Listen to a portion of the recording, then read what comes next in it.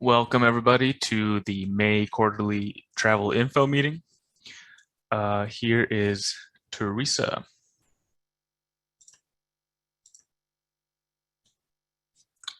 Teresa, you're on mute. I'm mute. Hello, everyone. Welcome to our travel information meeting. I have a couple of announcements to make before we get started. Renee, could you advance the slide, please? Of course. So I have some sad news and some more happy news.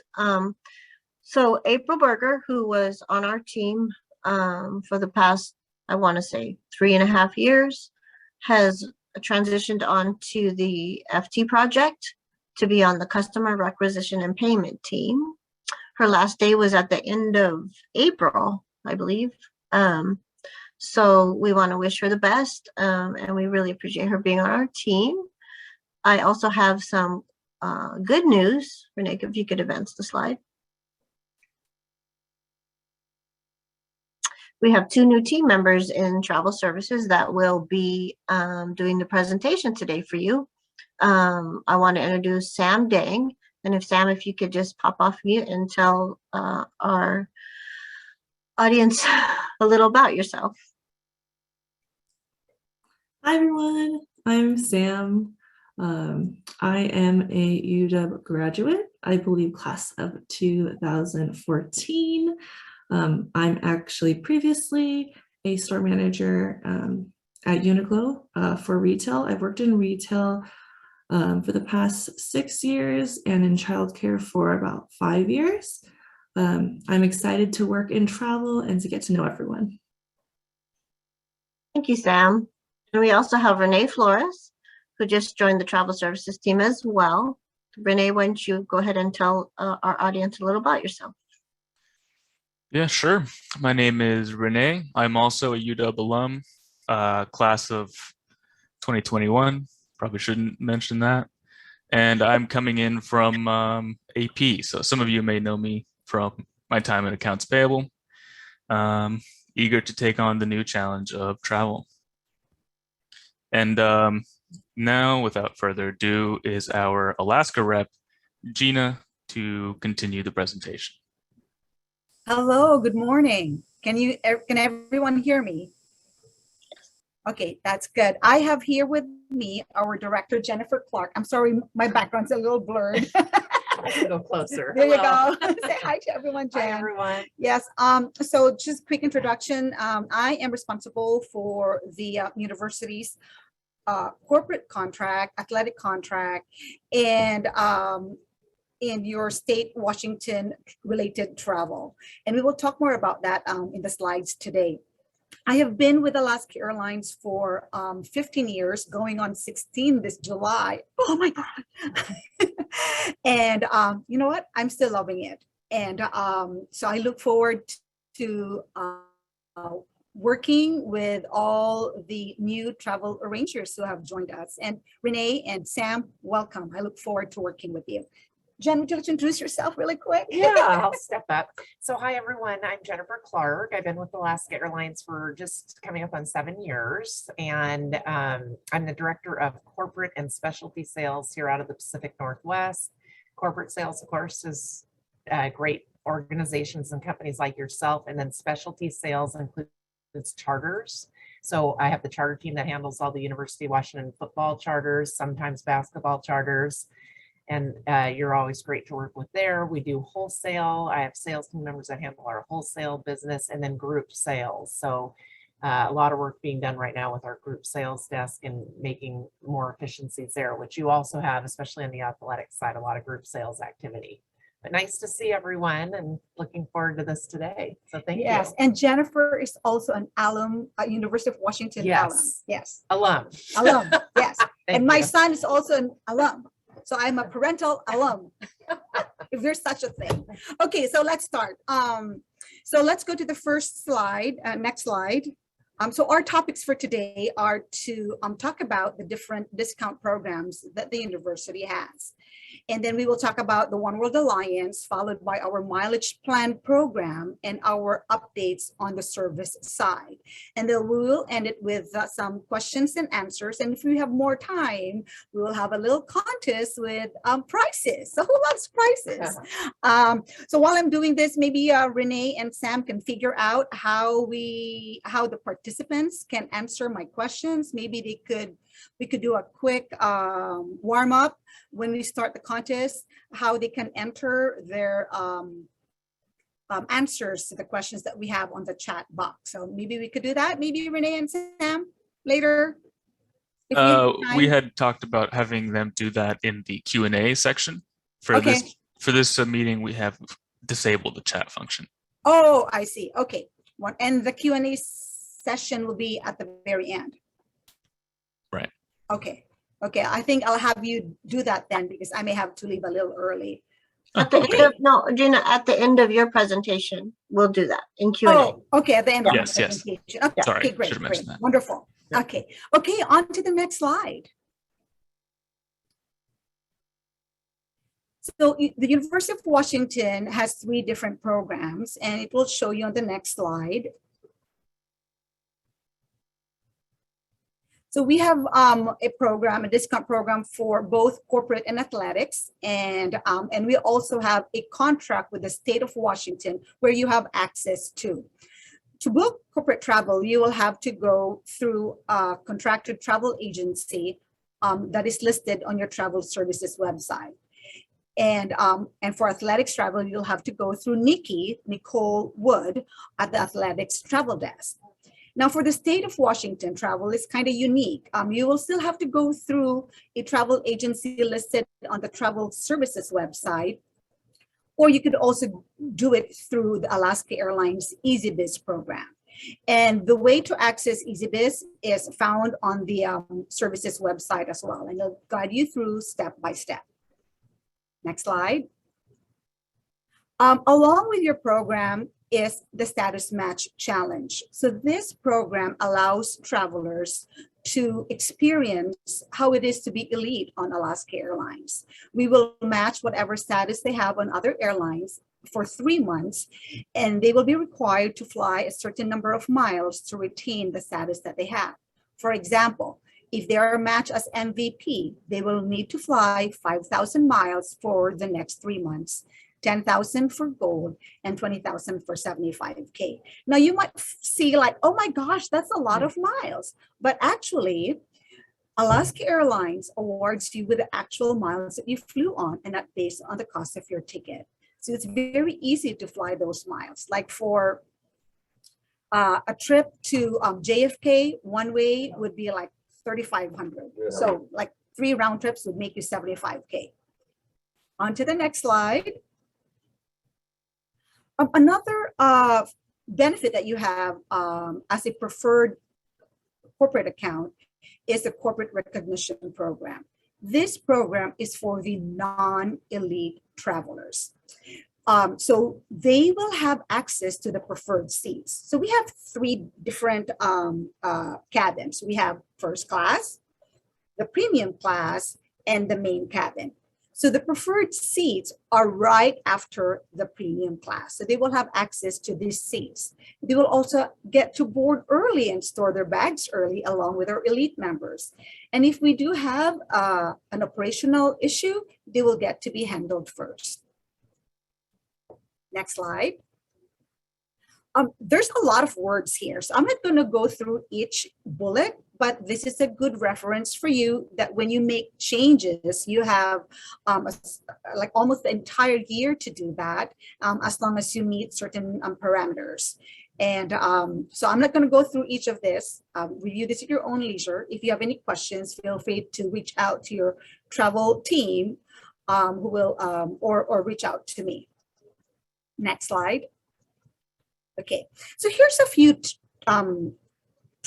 tips in order to have a hassle-free travel experience for you and for your travelers. First, install the Alaska Airlines app. On the app, you can select your seat, you can pay your bag fee, order food, get upgraded, or even watch yourself where you are at on the wait list for an upgrade. And then, if ever there's an irregular operation, it also advises you on the app.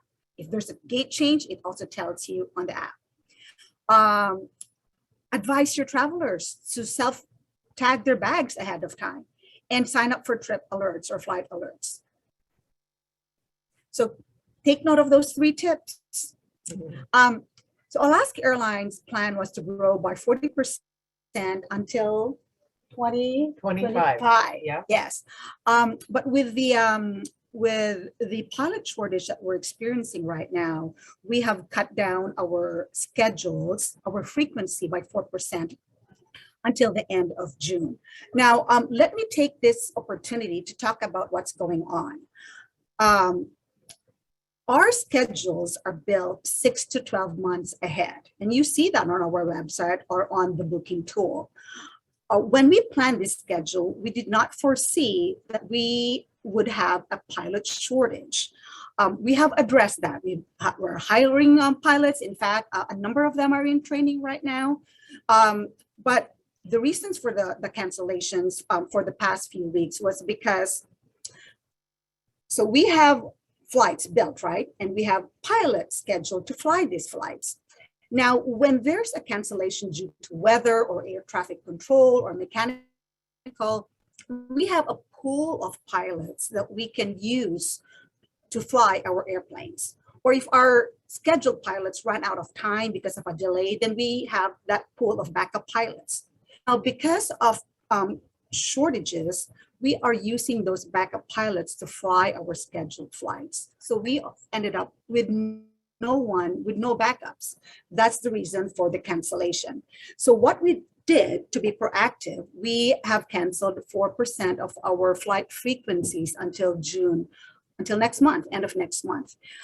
People or guests who have been affected have received an email advising them of the cancellation, and they have a special number to call. So the wait is not long compared to that 800 number. Now, what is happening this month that you have seen in the news is not a pilot strike. It is a ballot. It is a vote for the pilot union to go on strike. If they do get approved, or if the ballot wins, if the voting wins, if majority votes to go on strike, then it will have to go through the National Mediation Board, through the union, through ALPA, through a few organizations, and get approval to go on strike. When they get the approval, they will need to have another 30 days for a cooling off period. So if ever that will ever happen, it's not going to happen until like July or August. Alaska Airlines has been in business for 90 years, and not in the history of Alaska has our pilots ever been on strike. Our leadership is confident that we will be able to negotiate and ratify the contract and avoid a strike. So on to the next slide. So this is how our route map looks like. We have 1,200 daily flights to 120 destinations. A couple new routes we have this year are nonstops to Cleveland and to Miami. And late last year, we also started our nonstop to Belize. Next slide. I'm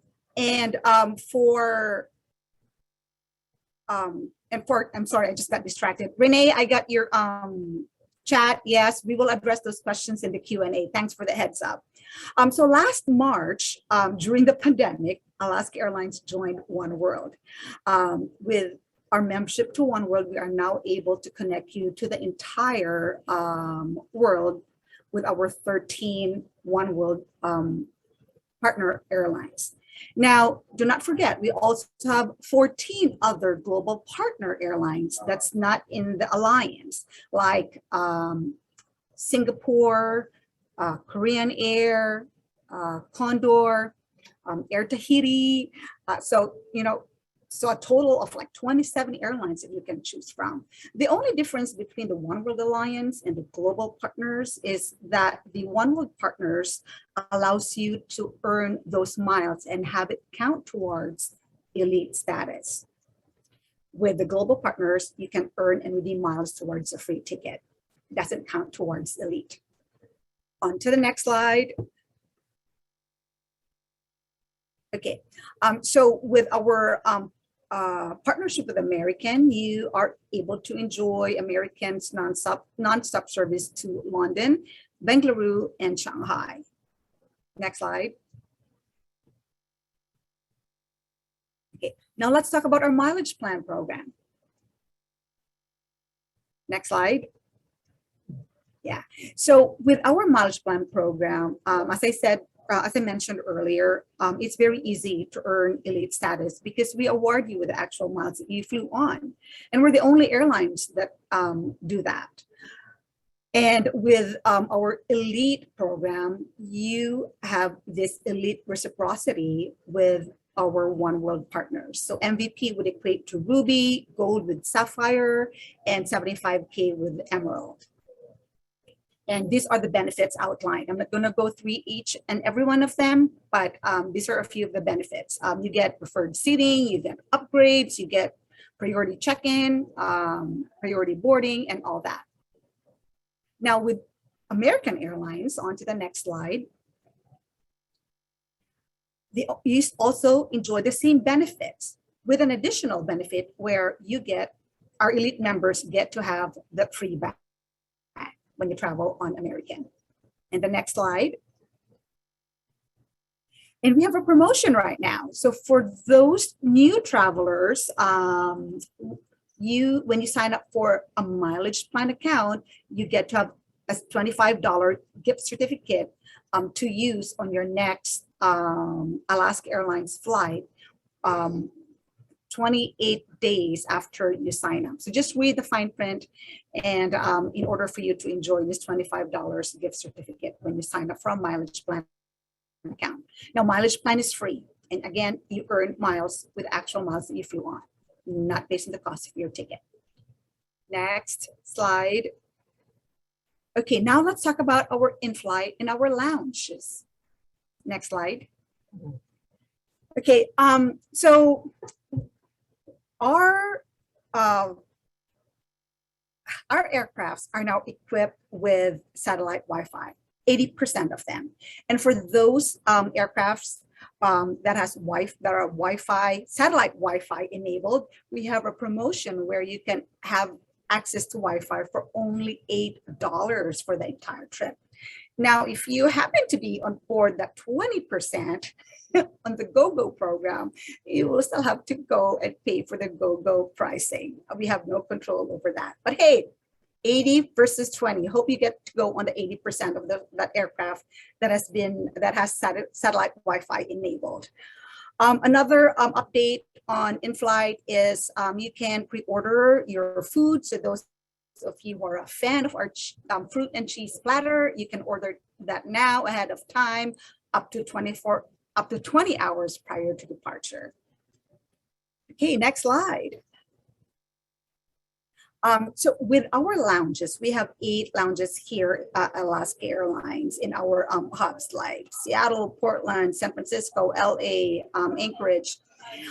We do offer a lounge membership with American, and that would be a higher fee, but you are able to access 90 partner lounges across the globe.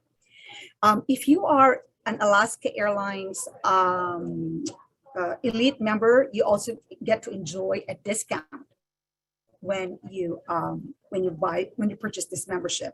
Also, if you are a credit card holder, you get a 50% discount when you purchase a day pass. Currently, with SeaTac being very busy right now, day passes are being put on hold here at SeaTac. I mean, for the lounges, but other lounge locations are open to day passes. Let's go on to the next slide.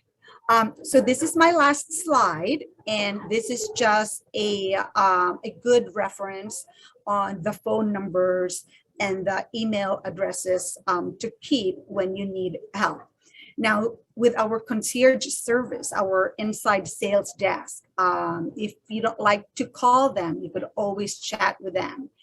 And so you just go to inside.sales.desk@alaskaair.com and you can chat with them. Okay, now the next slides would be the question and answer.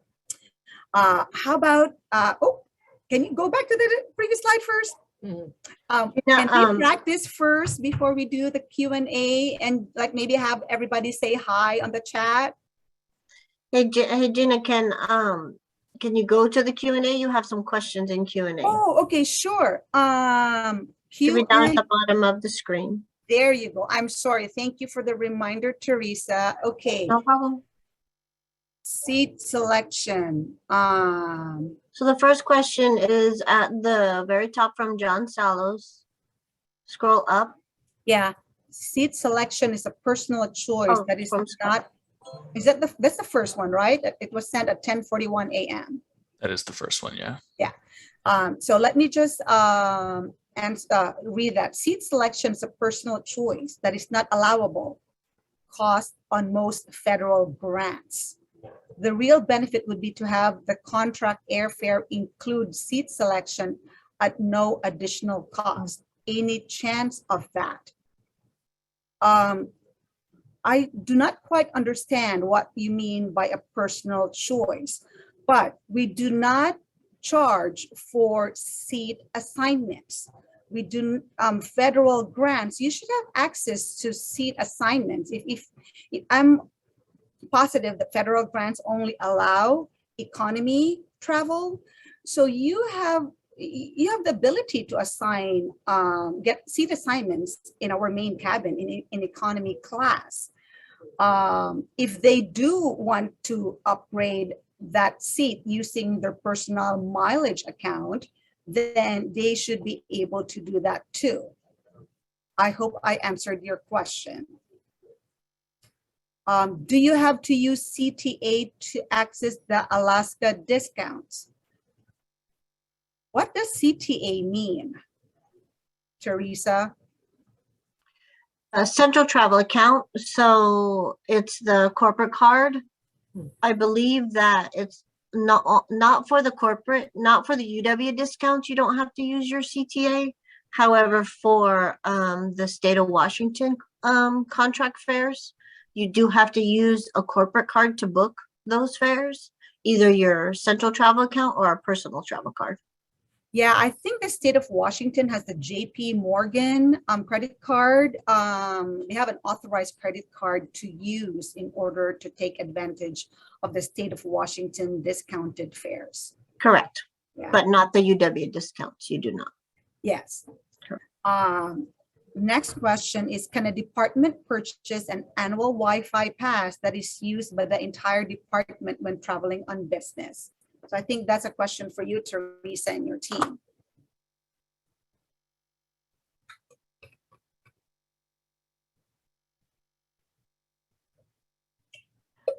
So there's a link from our website. There's a link to an opinion by the ethics board that due to the fact that we can't really track who's using miles for what or how many personal miles people have gained, they have decided not to audit those. So if you do gain any miles, we recommend that they're used for business. However, there'll be no recourse if you don't. So your mileage plans are your own. The miles that you gain from your personal miles plans are your own. And that is to John Salos' question. Correct. Teresa, correct me if I'm wrong, but Wi-Fi, we don't typically reimburse unless there is a business purpose or it's on a UW-owned device. Wi-Fi on flights is allowable as long as you're working on the plane. All right, and I think we'll save more questions for later in our Q&A session so we can continue with the meeting. Okay. And I'd be happy to, if you can just email me the questions, or if I have a copy of this recording, I can go through them and answer those, anything pertaining to Alaska. Okay, I think everyone knows how to enter their answers or questions on the Q&A And it's the same entry that you use for the chat. So if everybody can just click on the chat icon on the lower portion of the screen, that's where they will be entering their answers, correct, travel team? No, they'll have to click on the Q&A. We could enable that just for this. Okay, that's fine. Okay, everybody should now be able to see the chat function just for the Q&A portion. Okay, and Renee and Sam, you'll have to help me with whoever answers first. Whoever provides the first and the correct answer first will be the winner. So we have 3 questions, and you'll have to be specific as possible in order to win. Okay, everybody ready? Have your fingers on the keyboard and on your mouse, so you can just type in your answers and hit click or hit enter. Okay, Renee and Sam, let's go. First question. The $125 change fee has been eliminated. Does the $50 same day change still apply? True or false?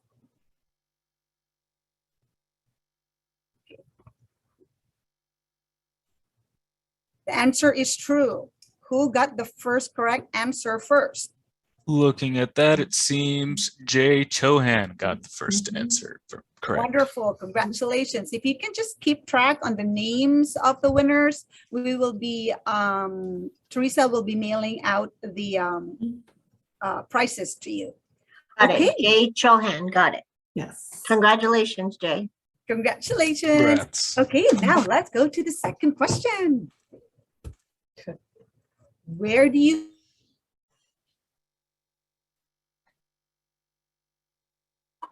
Oh, Gina, you're frozen. Yeah, Gina, you froze. go to book state? Oh, I froze. Okay, you're back now. Okay, I hope I Welcome didn't back. look funny while I froze. Okay, so where do you go to book state of Washington travel? Name all 3. Whoa. And drum roll. All right. Looks like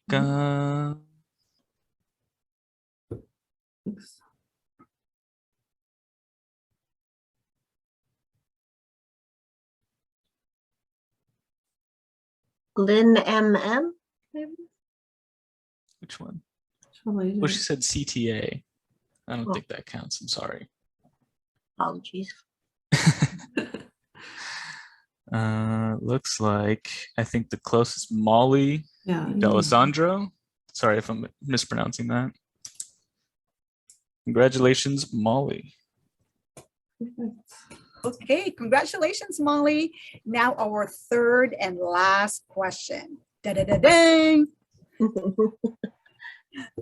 Okay, name at least 3 ways to have a hassle-free travel experience. The app, yes. What else?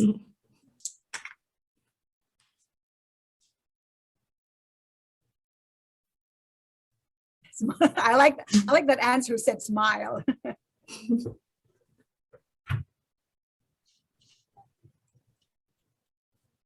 All right, now I'm gonna provide the answer. Okay, who's the first person who got that?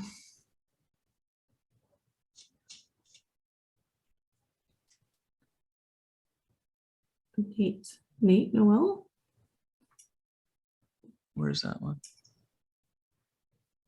Or Lena.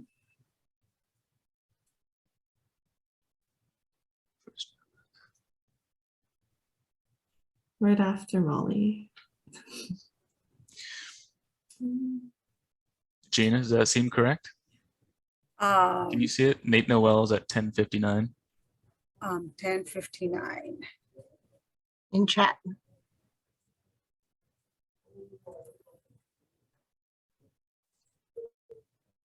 Says his answer says first download app, select seat, pay bag fee, order food, check upgrade wait list, check in 25 hours prior to departure. Well, the 3 Actually, the correct answers are download the app, self-tag your bag, and sign up for trip alerts and flight alerts. Now, if nobody got that, then I think he got the closest answer. People, So you know what? Let's not waste time going through the answers. We could do that later and decide who the winner is, Right. because you still have a lot of ground to cover. I mean, I saw your agenda today, and there's a lot of exciting topics to talk about. So indeed. I'm just going to end it here. Thank you so much for joining the travel info meeting today. And I look forward to working with you. And thank you for your continued business and support of Alaska Airlines. Thank you for inviting me. Of course. Thank you very much for joining, Gina. Okay. And to Mary Martha McNally, yes, everyone is a winner except everybody's a winner. Yeah. only one person's going to get the prize for that one. Okay, thank you, everybody. Go Dogs. Go Dogs. Thank you. Bye. All right. On to our thing. So Venmo as a form of payment. We do not take Venmo as a form of payment, and that is because there's not a good enough audit trail to substantiate expenses. I'm sure you guys are all familiar with Venmo. You can put in that it's for whatever. And so we can't really see what these expenses were for. And Samantha, next slide. Yes. So we're talking about Turo. If you guys don't know Turo, it is a rental car service.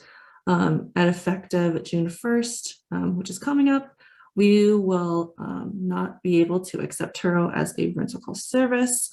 The reason is because the classification, as you can see in the little example I've given, of car is outside of our policy. So usually we state our policy is full size or lower, and you can't really differentiate that with the category selection they have given. Next slide, please. And then we just wanted to update everyone about the travel ban.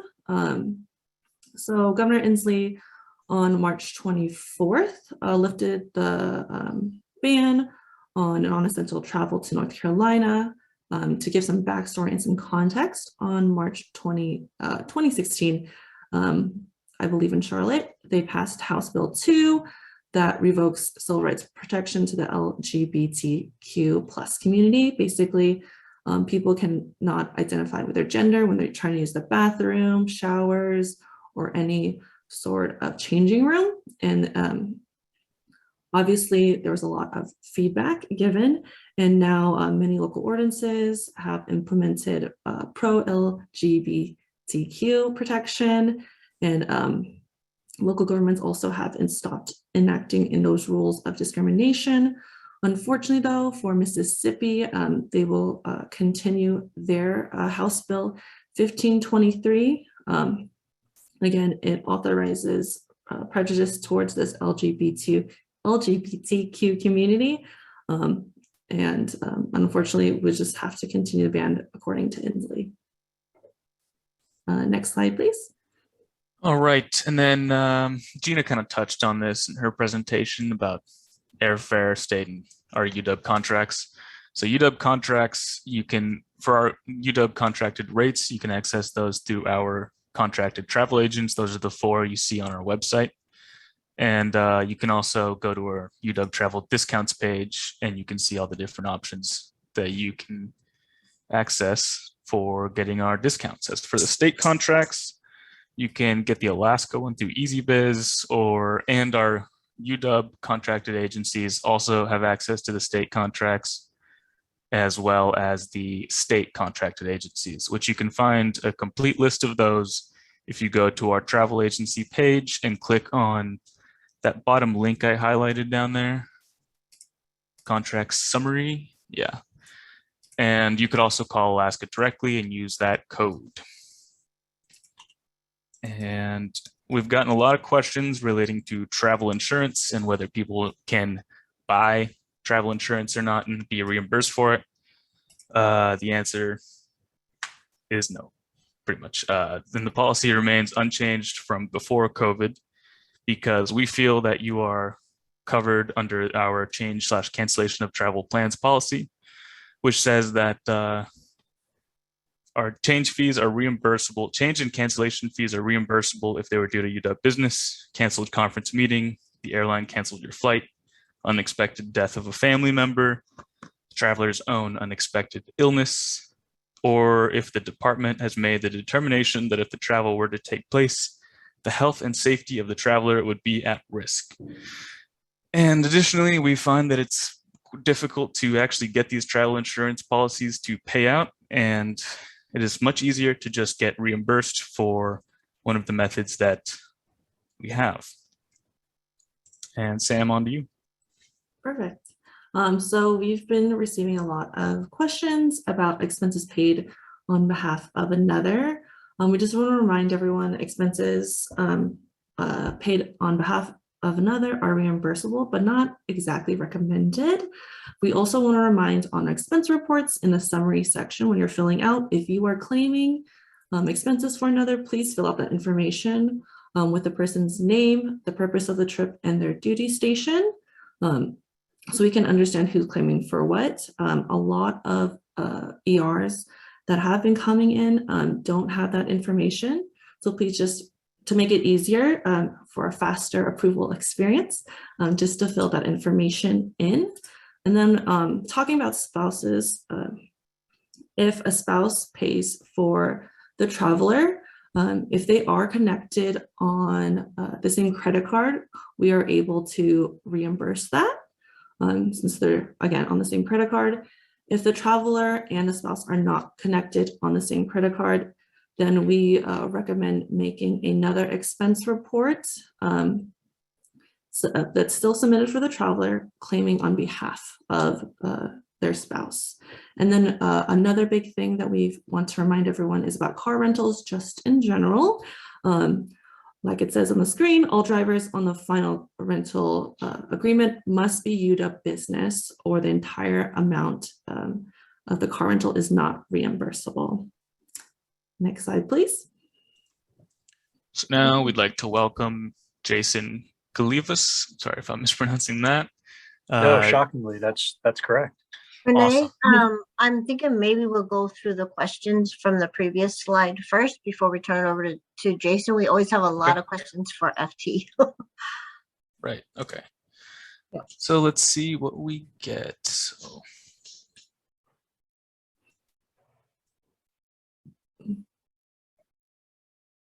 a lot of Alaska Air questions.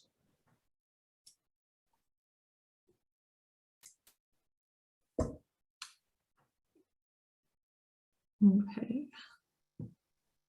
Sam, do you want to take any? I'm not sure if Lan Yu at 1051 is asking about the Alaska policy or our policy, but we just want to remind everyone about our our change in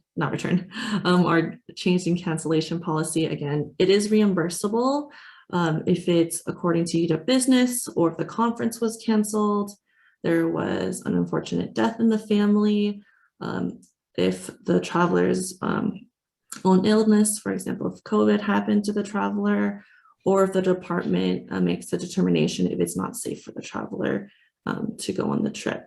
So just that would be our cancellation policy. Right, and you can find that list on our website as well. Mm-hmm. And regarding Makeda Beck's question on reimbursements are considerations being made to post-COVID price increases on hotels. I think the closest we have to that is our per diem rates adjusting, which are changed domestically or are updated every month. And as for the foreign per diem rates, those are updated every year. But we're not reimbursing directly due to that. And John's question, aside from Venmo, would this apply to other payment exchange apps such as Cash App and Zelle? Cash App, I think we would consider in the same regard as Venmo. I'm not sure about Zelle. Teresa, do you want to tackle that? Sure, it would be the same because we just need a good audit trail to know what you're actually paying for, and those type of applications do not show that. So yes, it would apply the same.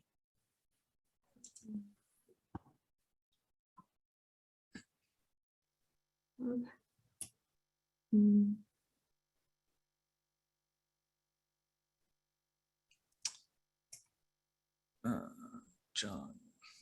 John Sallows' question. I believe inclement weather would count as if the department made the judgment that if travel were to occur, it would be dangerous. And also, I think inclement weather would count as, like if the airline canceled your flight. So yes, we could reimburse for that. And the question was, I know airlines usually manage refunds or free rescheduling of airfare, such as canceled flights. Are there UW travel policies around inclement weather and natural disasters stalling or canceling flights? Questions on spouses. Sam, do you want to take those? Yeah, for Megan. So Megan's asking what documentation is required to prove that a spouse is on the same credit card. Most likely, if you have your name on the joint account, that would help. I'm not sure if there's any other way. Teresa, did you want to help out with that one? A comment on the ER. Just Yeah. a simple comment on the ER saying that they're both on the same account is enough. Perfect.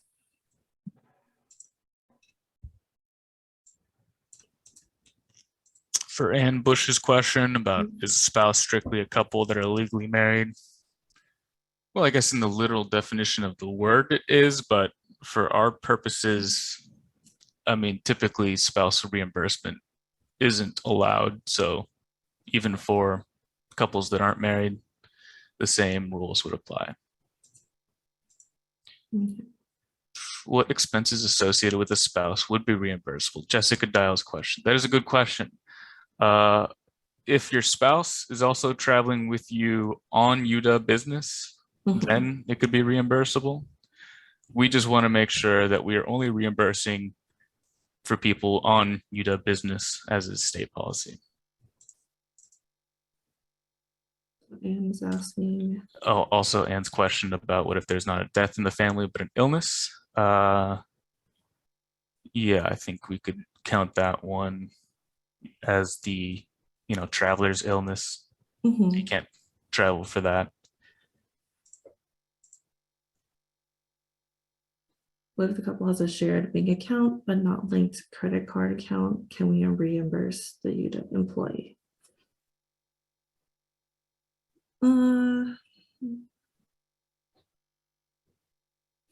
That's a good question. Yes. Yeah. Yes. Yeah. So it's basically the same because they're both on the same bank account. So they're both responsible for the account. So yes. So I'm thinking that would be maybe a debit card. Yeah. Right. And then Annette's question on my colleagues and I learned that hotel per diem rates are different and lower in Hawaii and Alaska. Department of Defense per diem versus federal per diem. Why are the rates different for Hawaii and Alaska? I think that would be a question more for federal government. Yeah, GSA, you would probably most likely have to reach out to them asking why they're different. Unfortunately, we do not have the answer for that. I believe that has to do with how they view what the expenses would be like in the area and what incidentals you might run into, because of course per diem rates also include incidentals. And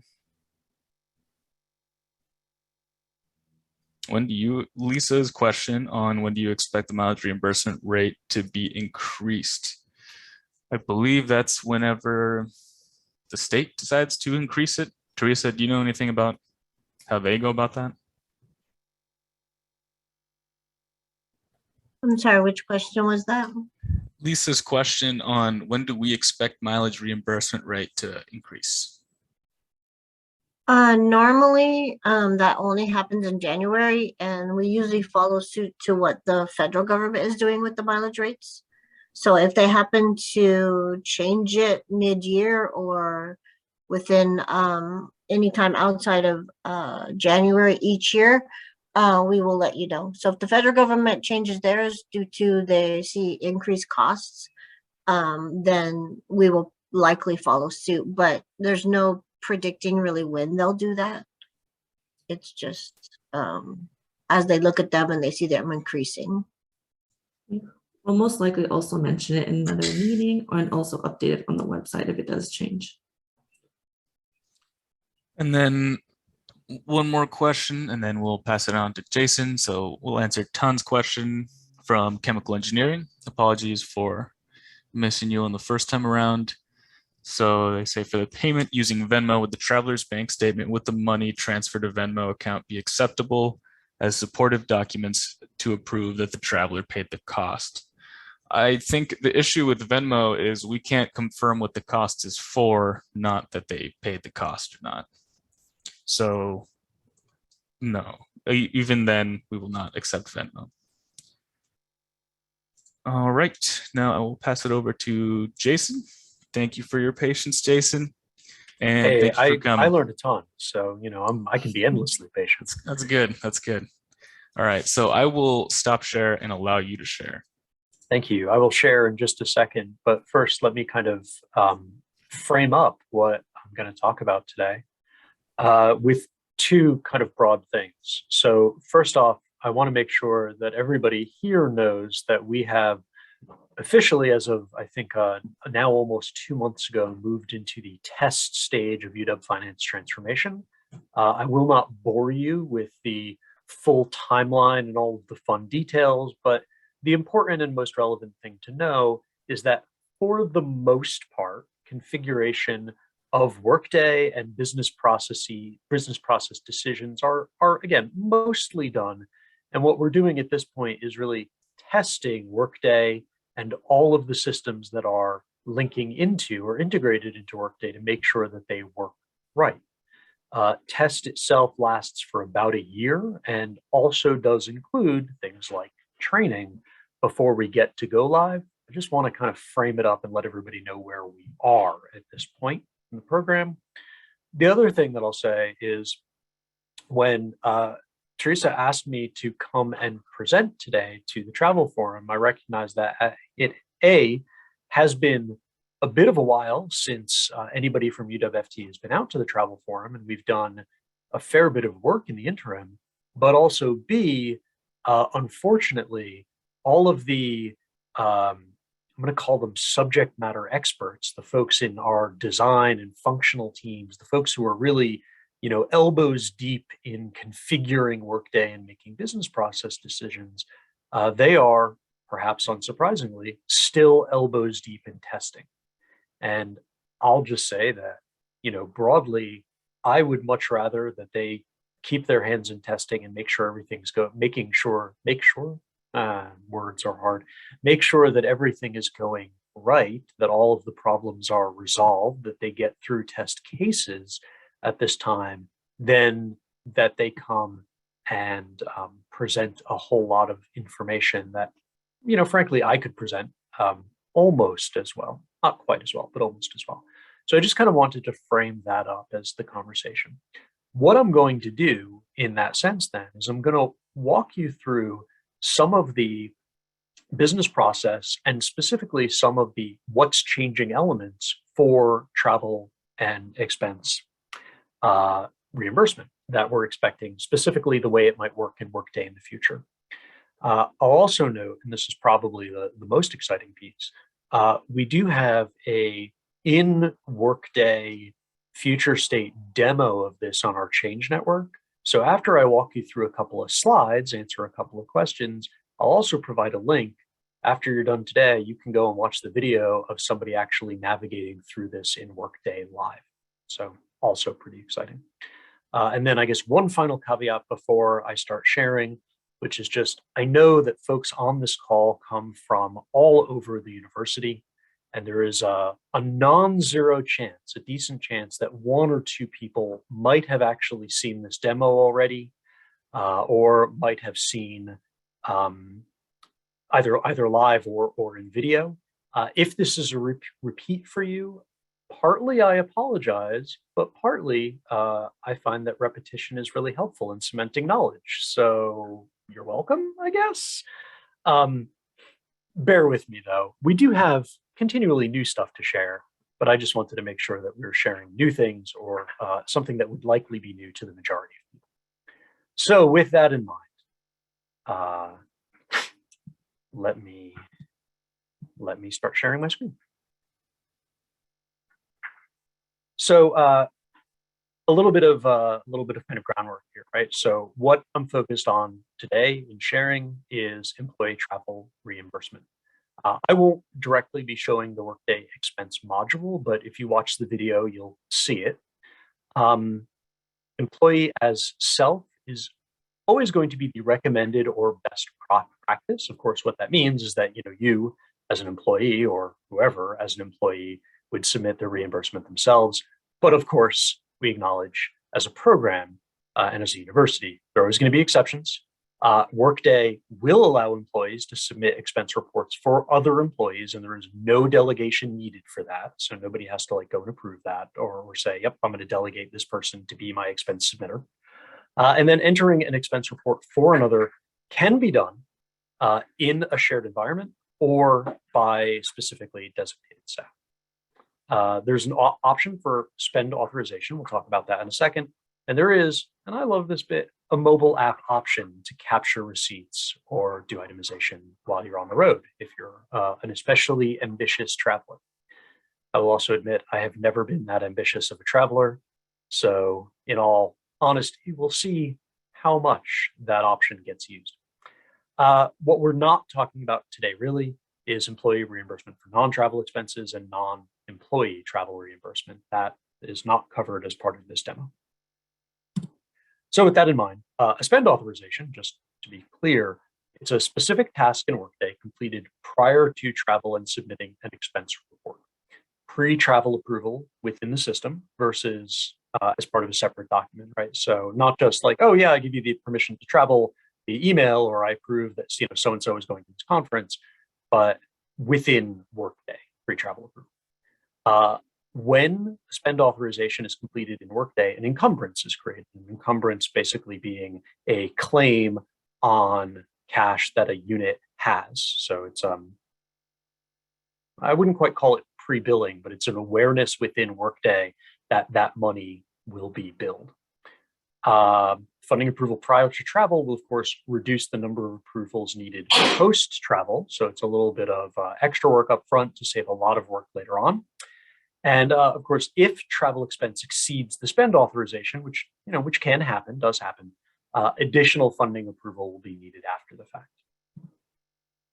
So simple high-level process in Workday to create an expense report on behalf of an employee. Well, we start, somebody obtains approval based on department policy for travel as required by current state policy. So this is probably something to highlight here. Within the course of UW Finance Transformation, we are not making any dictation or any decisions or any changes to current departmental travel policy. That all still gets determined the same way. How do you know if you're in the College of the Environment versus the Office of Global Affairs versus UW Facilities? How do you know that you're able to travel or that a person is able to travel? Same as you do today. Unless somebody locally decides to change policy accordingly. But we as a program are making decisions. All right, so then the UW employee goes on a trip. Wonderful. Upon their return, the employee gathers their travel receipts, hotel, car rental, etc. Receipts are sent to either the individual unit, somebody within the unit, or to a shared environment employee for that unit. The, again, College of Environment, shared environment, or let's say College of Arts and Sciences, shared services. For an expense report. It can be done by email, by UW Connect, or paper copies dropped off at the desk. That unit or shared environment employee will initiate a Workday task, which is create expense report for employee. That's what the task is called in Workday. Then the unit shared environment employee resolves questions or issues with the UW employee traveler. Oh, hey, hold on. I see that you left out this receipt, or I see that you exceeded your spend authorization, or et cetera, et cetera. That can be done via email, UW Connect, or in-person conversation. Then the expense report is submitted. Very simple, very high level. We'll talk about what the changes are from current state to future in just a second. It is, of course, even a little bit simpler if the employee does it as themselves because they don't have to hand anything off. But I'll skip over this slide. It's comparatively unexciting. as I noted here, generally speaking, or as I noted earlier, generally speaking, UW Finance Transformation is not making any changes to overall travel policy. We can't, we wouldn't dream of it. Travel policy will remain outlined on the travel services site for your reference. Of course, local units will still outline additional travel policies and procedures that best meet their travelers' needs. What do we do locally? And then typically policy guardrails, as you'd expect. All right, so that gets us into kind of an example. I'm calling out Chris Laws here. I think Chris is currently the chair of the Faculty Senate. I remember him being vice chair last year. So we're going to call out Chris Laws. Chris is going to attend the annual American Astronomical Society Convention in Las Vegas. Personally, I think that the bright lights of Vegas don't make it great for an astronomical society convention, but I am not an expert in the field, so Chris tells me that that's the best place to go. Chris is traveling November 15 to 19, and he decides he's going to travel as an employee as himself. He's an ambitious fellow, going to collect all his receipts, submit his expenses himself. So here's some considerations. Does Chris get prior spend authorization before he travels? Is he going to the conference hotel, or is he staying at a different hotel? Is he adding on some personal travel, right? Oh, hey, I'm going to spend a couple of days visiting National Park in Vegas afterwards, or I'm going to go visit some family on my way afterwards, right? Well, he's going to basically do three things. He's going to do some plan and preparation. He's going to actually travel, and then he'll submit his expense report. So some thoughts for plan and preparation, No change here. Travel policy requires pre-approval and documentation of that approval. There's some new functionality in Workday though, spend authorization, as I mentioned before. It's optional, depending on your particular department policy.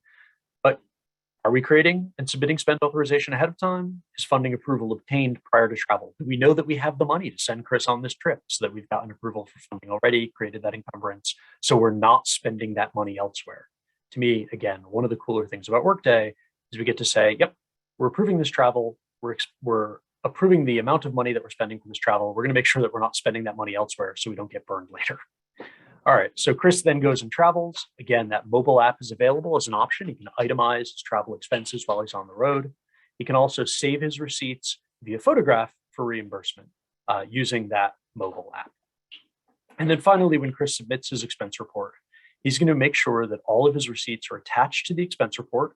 The mobile app will allow them to just post straight in Workday. Otherwise, it's a whole desktop thing. Download it to your desktop, upload it to Workday, as you might upload any other file. There's some shared environment compliance review steps. Did Chris get all this right before it goes off to travel for reimbursement? There is some funding approval if there was no spend authorization completed, which is to say, Chris's travel got approved, but they didn't. If nobody put in the spend authorization, the funding itself has to actually be approved.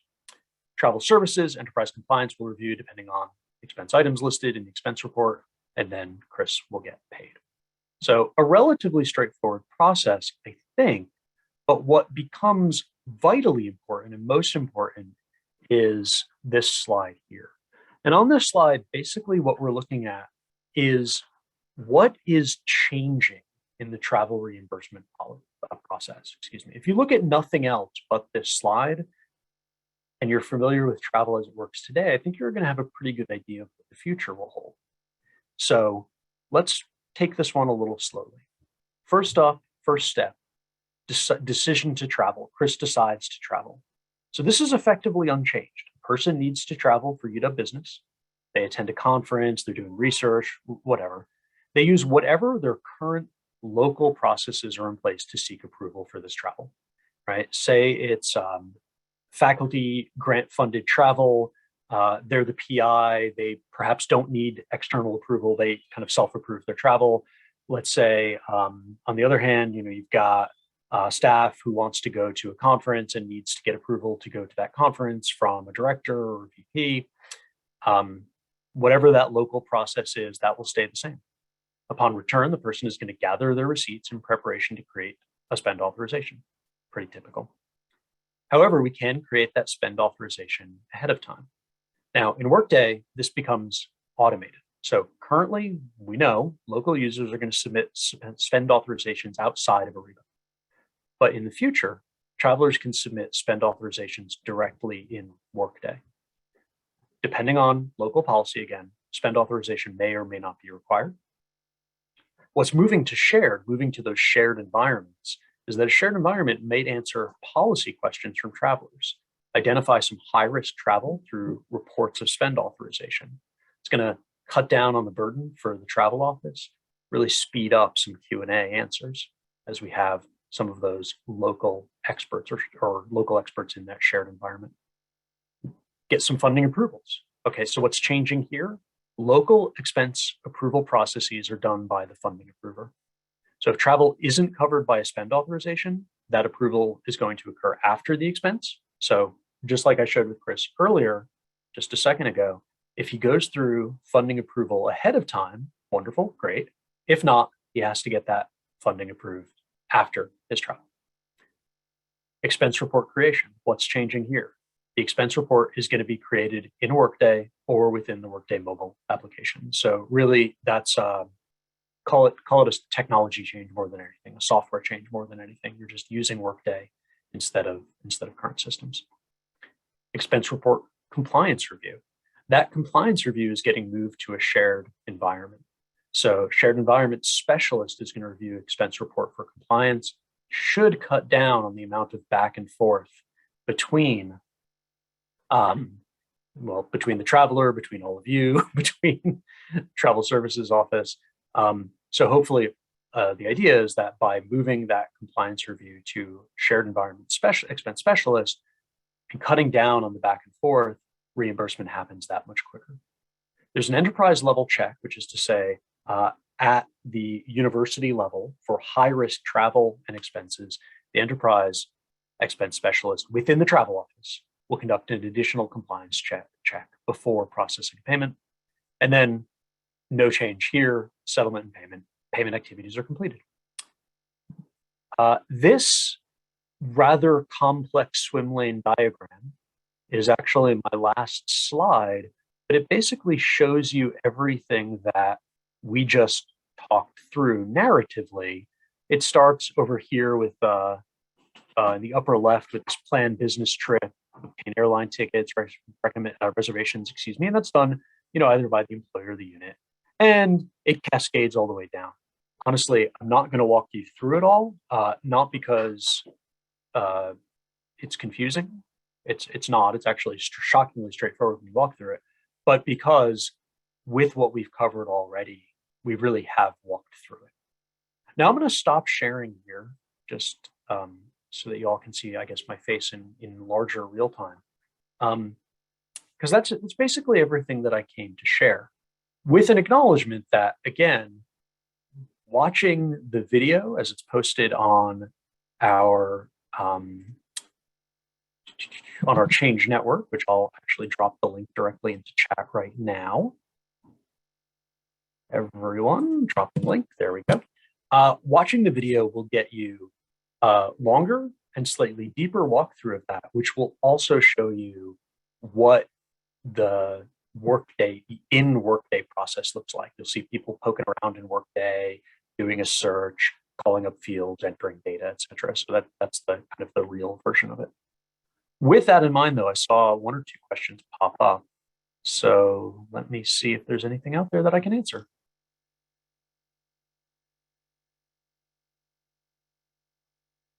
Let's see. I think, Jason, if you could answer Lynn MM's question at 11:27. 11:27. There we go. If we have to change travelers for a trip at the last minute due to the original traveler's illness or another challenge, does the Workday procedure allow for such a last-minute change? Do I have to initiate a completely new pre-travel form? This is something that has happened recently more than once. No, I said no, but here, let me be really clear. Travel can be edited prior to travel. I believe that does include the name of the traveler. So I believe that, yes, if you have to change travelers for a trip, Workday will allow such a last-minute change.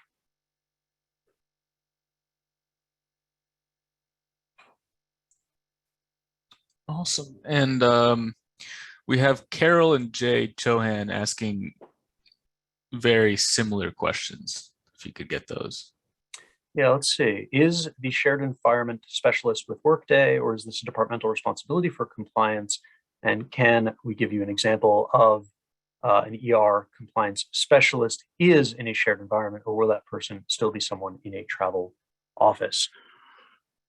So yeah, that would involve diving a bit into shared environments. What I can say is that at shared environments, expect to hear a lot more about this in the future, but broadly, every school, college, or major org will end up having their own shared environment.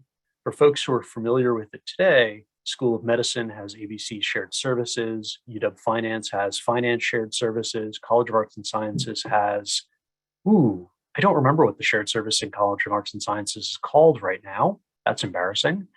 And College of Engineering has their collaboration core. So those are some examples of shared environments effectively, or what effectively are shared environments today. What we're expecting in the course of this work is that every school, college, or major org, or almost every school, college, or major org, I should say, will have their own shared environment where that compliance specialist is going to sit for their school, their college, or I should say, those compliance specialists will sit for their school, their college, their major org. Awesome.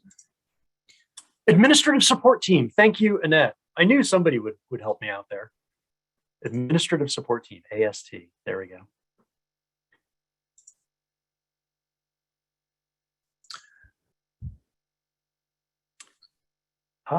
Here, I can answer Amson's question right here. Is the mobile app a specific Workday app? Yes, it is a Workday on mobile. And if the PI does not want to initiate an expense report, can we do it for him? Yes, absolutely. Related to that, I saw a question above that says, according to UW scanning policy for official records, photographs of receipts are not compliant. Will that be changing for this future state to accommodate photos submitted in the Workday app?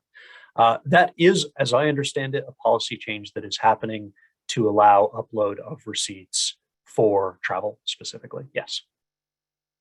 And that policy was recently updated, so you can actually do that now. Oh, look at that. Mm-hmm. Considered high-risk travel. So we can answer Monique's question here. I know in the current state, if funds aren't used for the trip, this would be like a per diem advance. The name's just kind of is going to change for Workday. Currently, if there are funds not used for the trip, is it encumbered after the reimbursement? If funds are not used for the trip, we ask that you send a check back and we CT it to the relevant account and then perform a JV to make sure all the transactions are correct. And if not enough funds were on the travel spend or travel request / spend authorization, currently we have, if you have a per diem advance and then you end up spending more, you would, put in your per diem advance received line for the complete amount, and then you could claim even more, which would be done through a regular reimbursement. I am unsure about the future state of that. Maybe Jason would have something, but I'm not sure if that's finalized yet. Yeah, so I mean, if we're talking about funds that are encumbered, I think one of the interesting things about an encumbrance in Workday, and this is me getting a little bit like fiscally or financy, or accounting-y, which is, I'll admit, not my area of expertise, but nevertheless, in Workday, an encumbrance is effectively saying, hey, we are authorizing a spend, we as a department are authorizing a spend of up to X dollars, let's say $1,000. We're authorizing a spend of up to $1,000. Just because that money is encumbered doesn't necessarily mean that the money, that there's like a check that's been cut to the traveler. It just means that we're saying within our budget, we're earmarking that $1,000 for travel. If travel doesn't reach that $1,000, let's say travel only costs $800 when all receipts are in and everything's done and the reimbursement is through, then yes, that last $200 is effectively unencumbered because there's no longer a claim against that cash. No money has actually changed hands. Well, I guess $800 has actually changed hands, but no money changed hands prior. On the flip side, if there's a pre-approved spend authorization that encumbers the money, again, we have said that we're going to devote $1,000 to this travel. We haven't paid anything yet, but we're earmarking that $1,000 for travel. Travel comes back, the receipts total, let's say $1,200. Oh, hey, there were not enough funds in the spend authorization. We only authorized $1,000, but the travel was $1,200. That requires, I mentioned this earlier in the flow, that requires edit to, or well, edit is probably the best way to put it, edit to prior spend authorization revision to say, actually, yep, we're approving the $1,200. Or you might say, nope, we're not. 1,000 is the limit. That's all we're going to reimburse you for. I hope that was a helpful answer. I know accounting is not my strongest suit. We would never have guessed that, Jason. Thank you, Renee. You're welcome. And then Annette's question on what is considered high-risk travel. Yeah, I'm going to tackle that on this one. Okay. I do not want to tackle that one. No, yeah, I'll leave that to the experts. I can answer current state. Current state, we mark the things that we review as high-risk travel include when there's personal time plus airfare, personal time plus car rental, if there is non-incidental supplies on the ER, or if the traveler is non-US and they have a B2 WT visa type. We review living allowances, we review per diem advances, we review meals paid for others over $75. We review situations where someone has a rental car and they are not the sole driver. We review airfare change fees and ensure that they are for UW business. We review first class airfares and business class airfares, not including ones that meet the 14-hour rule. As for future state, that is a little up in the air. I will say I haven't heard any conversations in finance transformation about any sort of change to what is considered high risk or not. So I'm assuming that is still going to sit with you folks in the travel office. Awesome. Learn something new every day. Right. There you go. Are the high risk items published on the travel website? I'm unsure about that one. Teresa, are they? I don't believe so, no. I think we have presented it in these meetings before, what we flagged for review, but I don't believe we have them on the website. Okay. Satoyo's question, no more Ariba for travel. It'll be Workday. Yep, that is true. Ariba is going to retire with the launch of Workday. It'll sail off into the sunset and enjoy its time in software golf. Sorry, I was butchering the metaphor. Yes, it is accurate. No more Ariba for travel. We will rely on Workday. We can find Ariba on a golf course in Florida, probably. There we go. Davis's question, more related to travel policies. Processing late travel reimbursements. Will reimbursements processed 3 months after the initial travel date still be subject to income tax? Where can I find more information on this policy? So that's a state policy, and I do not see that changing. Teresa, you want to handle that? Actually, it is a state and IRS federal policy that we have a time limit on reimbursements. However, the UW has not inflicted a time limit as of yet. We're still trying to get, the travel office did do travel services, that's our new name, did do a presentation to upper management to try to implement a time limit on reimbursements prior to Workday go live. However, we have not gotten approval to do so yet, but we're still working on it. Indeed. Len Yu's question, do we need to keep the original receipts after attaching the scanned copy online? I do not know the answer to that. I'm going to have to follow up. I think that's really more of a records retention question. So I'd have to check Yeah. with that group. I think we have some links to their website on our page in terms of receipts, so you can consult those. Patrick Arroyo's question, no more Ariba for travel, but still for procurement. No, actually, Ariba is also retiring for procurement. Ariba is kaput. Mm-hmm. It is going to, you play the golf game on Microsoft 94. Exactly, yeah. We will have an in-Workday procurement solution. It's called GHX. The catalog will exist and live in Workday. Diving into that in detail is really probably more than we have time for, but I would love to talk about it in the future. Mm-hmm. And then Jared Lemon's question, when does that transition happen, or when is the switch planned as of today? Jason, you want to talk about go live? Absolutely. And I think Susan Wilk's question, when will Ariba be retired for? It's the same question. So as of today, and I do not anticipate this changing, Workday go live is scheduled July 1, 2023. There's going to be, as you'd expect, a brief cutover, 2, 3, 4 days ahead of time when we're going to have transactional blackouts so that we can cut over to Workday. But the actual switch is July 1, 2023. And as of that day, we'll be able to do all of our work in Workday. Well, all of the work that's scheduled to do in Workday anyway.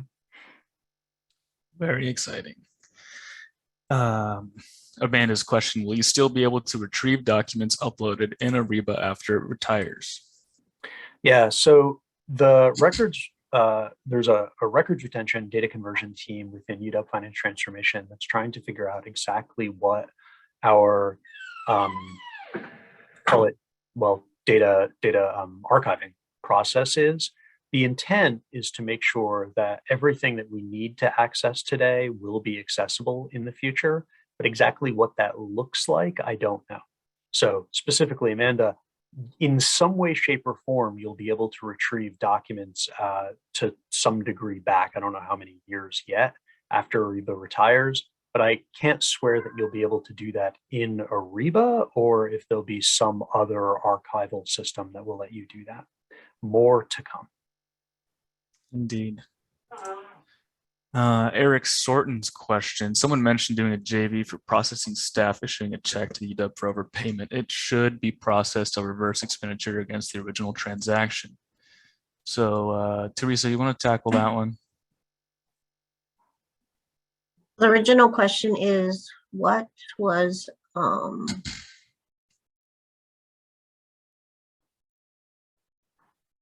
someone mentioned doing a JV for processing staff issuing a check to the UW for overpayment. Oh, I think that's when I was talking about someone else's question. Yeah. So you can do, so if they're paying back, what happens is, well, for a per diem advance, for our purposes, the process is that you send us a check and then we deposit it into the budget using a cash transmittal. And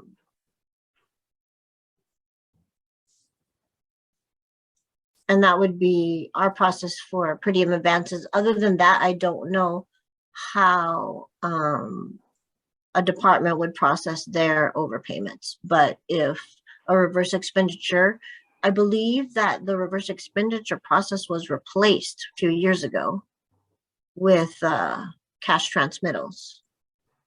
However, what we can do is we can go back and we can look into that and we can get you the exact correct answer. Mm-hmm. Okay, so let's see what the next question is. I do see that TJ dropped in Q&A here that records management just went over receipt scanning with TJ, and once per that conversation, once the original receipt is scanned and digitized, the original can be shredded. I work firmly in the "it takes a village to answer a question" mindset. So TJ, if you're confident in that, I will be confident in that as well. Likewise. Thank you, TJ. David A's question, we still have about 10 minutes. So David A's question, if the traveler comes back and the reimbursement is lower than the original encumbered amount, will Workday release the difference? Yes, absolutely. In the case where it's encumbered but not prepaid, yes. And Kia Corners' question, in cases where the receipts are stored in Ariba for past activity and this gets retired, will Ariba still be available for past records till end of retention? Yeah, so again, up until, at the very least, up until Workday Go Live, when Ariba is retired, you'll be able to look in Ariba. After Ariba is retired, you will be able to see receipts. I just don't know if that'll be in Ariba or in some other system. More on that to come. And I'd like to extend that to Scott's question, who's asking Yeah. about searching travel expense reports in the past. I assume he means prior to Go Live. Yeah, so I mean, Scott, in those terms, I mean, it's a fair question. You will be able to search Workday for any travel that is booked, logged, expensed, etc. in Workday, but how much current state data is going to be uploaded into Workday is still TBD, part of the data conversion team. I know at various points in the program over the course of the past 2 or 3 years, there's been talk about loading 1 year worth of data, 2 years worth of data into Workday from Go Live. There's been talk of starting Workday fresh and clean and just relying on archival systems. We don't have an answer to it yet. So more on that to come as well. And Larry's question on training efforts and timeline.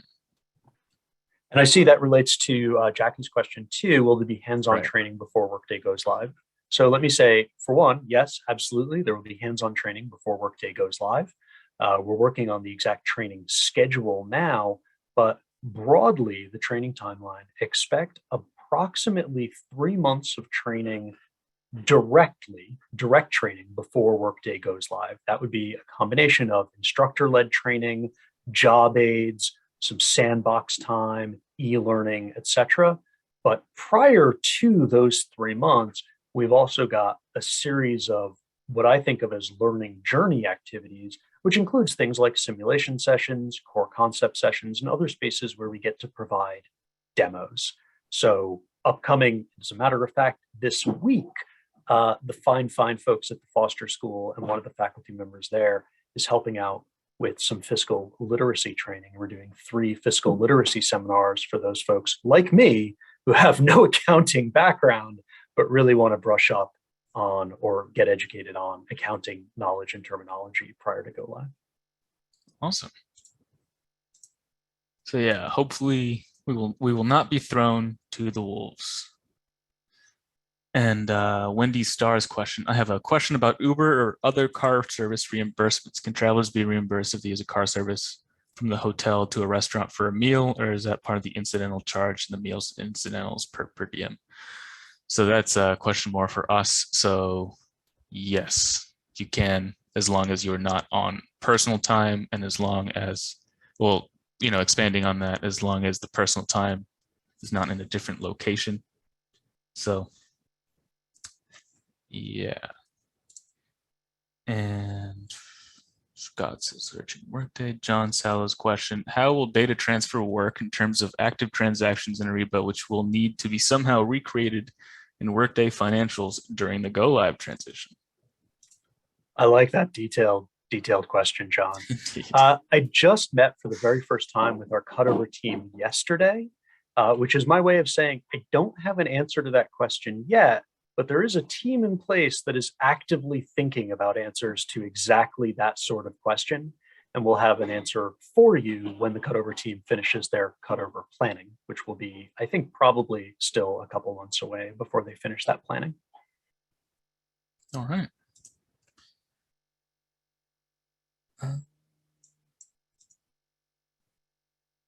All right, I don't see any further questions. If anyone has any other questions, speak now, forever hold your peace. I'm just kidding. If we don't get to any questions, we will be sending out the slides and we'll update it with answers to questions that were not answered live.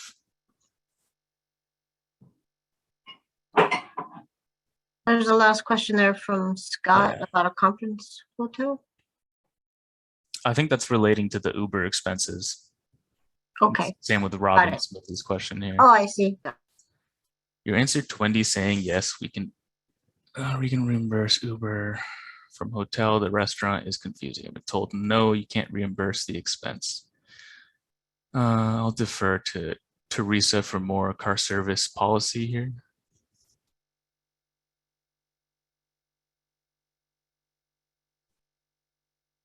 Megan DeVoe says only if it is a business expense. Yes, that is correct. So from Robin, is that the one you're referring to? Your answer to Wendy is saying yes, we can reimburse Uber from hotel to restaurant. It's confusing. It's been a while, but we used to say no to a car service or taxi to a restaurant while in travel status. However, we did change that policy, I want to say 5-6 years ago, where we do allow it, because when you're on a trip and you need to eat, we do allow it. We do allow you to take a car service to a restaurant. So yes, it is. The question answer is yes. Right. And I thought the policy for car service to only meals that are just part of normal travel were not allowed to be reimbursed, I believe. This is a similar question. Annette's question, conference hotels can be more expensive and may not be completely covered by per diem. It may be better to stay in a non-conference hotel. What are your thoughts? So we have a conference hotel exception to per diem for lodging. So for there, if you can show, the conference brochure and show that they have that as the conference hotel, then we will allow it. And you can see more exceptions on our website. And determining per diem, we have a section on exceptions to per diem. Also, if you decide that it's more economical for your department's budget to stay away, not stay in the conference hotel and meet per diem, that's totally fine too. You just want to think about costs such as extra transportation costs to get back and forth and the time of the traveler when you're comparing hotels.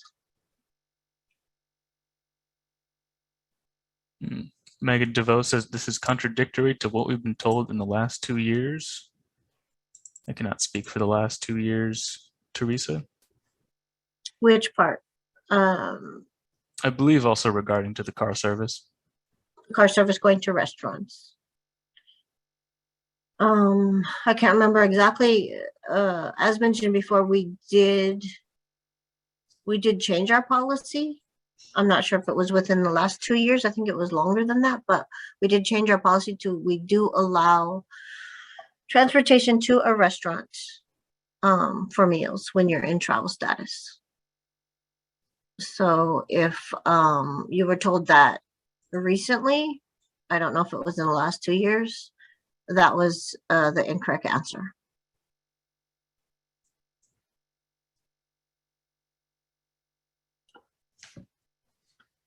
And Molly D'Alessandro's question, can you send us the link to information about car service on website to the policy that Teresa mentioned?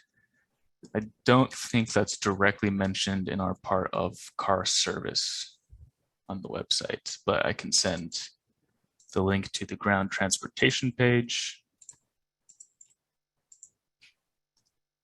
right there.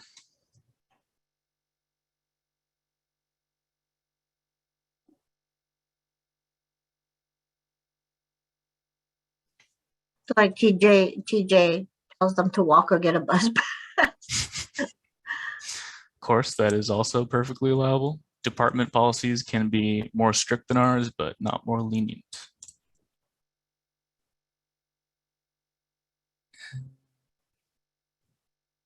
I think we can answer more because it kind of gets a little confusing answering follow-up questions in this method, but we can answer more ground transportation questions referring to car service if you email travel@uw.edu.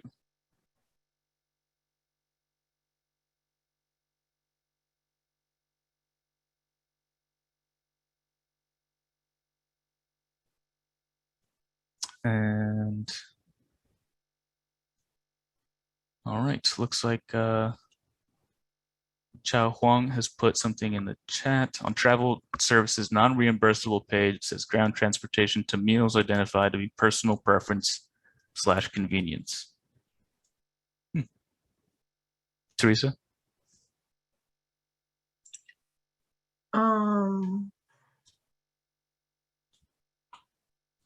Look at that.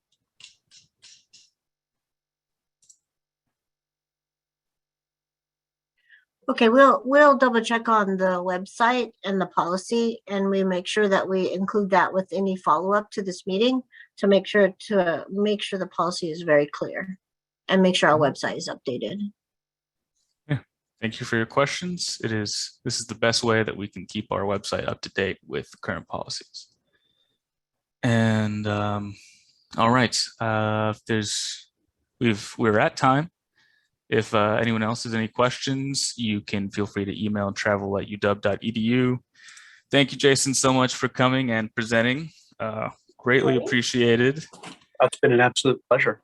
Thanks for all your questions, folks. Of course. And all right. Thank you, everyone, for coming. This Thank you all. meeting is over.